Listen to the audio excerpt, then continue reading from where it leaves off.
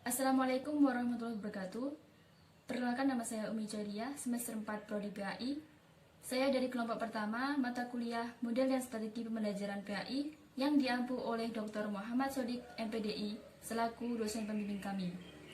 Dalam makalah kami yang berjudul Teori Konstruktivisme, saya akan sedikit menjelaskan mengenai poin kelima, yaitu ciri-ciri pembelajaran secara konstruktivisme. Salah satu ciri-ciri proses pembelajaran yang sangat ditekankan oleh teori konstruktivisme yaitu yang pertama, menekankan pada proses belajar bukan proses mengajar. Yang kedua, mendorong terjadinya kemandirian dan inisiatif belajar pada siswa. Yang ketiga, memandang siswa sebagai pencipta kemauan dan tujuan yang ingin dicapai. Yang keempat, berpandangan bahwa belajar merupakan suatu proses, bukan menekan pada hasil. Yang kelima, mendorong siswa untuk melakukan penyelidikan. Yang keenam, menghargai peranan pengalaman kritis dalam belajar.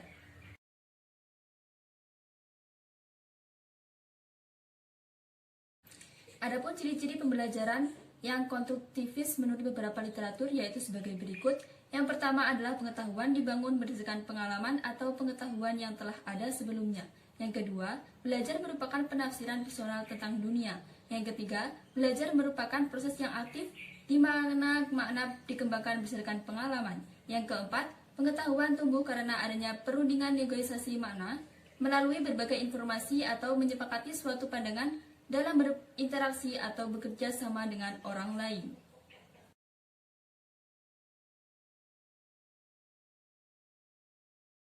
Sedangkan menurut para ahli, salah satunya dikemukakan oleh Mahisa Alit dalam bukunya yang menuliskan bahwa ciri-ciri pembelajaran yang konstruktivis adalah sebagai berikut. Yang pertama adalah menyediakan pengalaman belajar. Yang kedua adalah menyediakan berbagai alternatif pengalaman belajar. Yang ketiga adalah mengintegrasikan pembelajaran dengan situasi yang realistik dan relevan dengan melibatkan pengalaman konkret. Yang keempat, mengintegrasikan pembelajaran sehingga memungkinkan terjadinya transmisi sosial. Yang kelima, memanfaatkan berbagai media termasuk komunikasi, lisan, dan tertulis sehingga pembelajaran menjadi lebih efektif. Yang keenam, melibatkan siswa secara emosional dan sosial sehingga menjadi menarik dan siswa mau belajar. Dari uraian ciri-ciri di atas, modalitas belajar harus difahami pendidik dan peserta didik. Karena modalitas belajar ini akan mempermudah siswa mengambil pelajaran sesuai dengan kemampuan indrawinya. Dalam Islam, pendidik harus mampu melihat pula seberapa besar niat dan kemauan murid dalam menyampaikan pengetahuan. Hal ini berdasarkan pada firman Allah Subhanahu wa taala dalam surat An-Nahl ayat 125 yang berbunyi, A'udzubillahi minasyaitonirrajim, Bismillahirrahmanirrahim. Ud'u ila sabili rabbika bil hikmati wal mau'izatil hasanati wajadilhum billati hiya ahsan inna rabbaka huwa a'lamu biman an sabili wa huwa a'lamu bil muhtadin.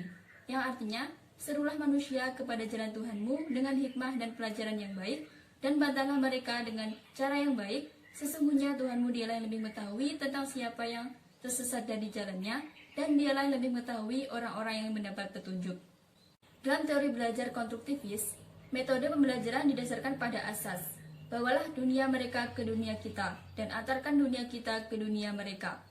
Hal ini mengindikasikan bahwa seorang guru harus memahami kondisi anak didik dalam menyampaikan materi. Mungkin cukup sekian penjelasan dari saya. Jika ada salah dan kurangnya saya mohon maaf yang sebesar-besarnya. Wassalamualaikum warahmatullahi wabarakatuh.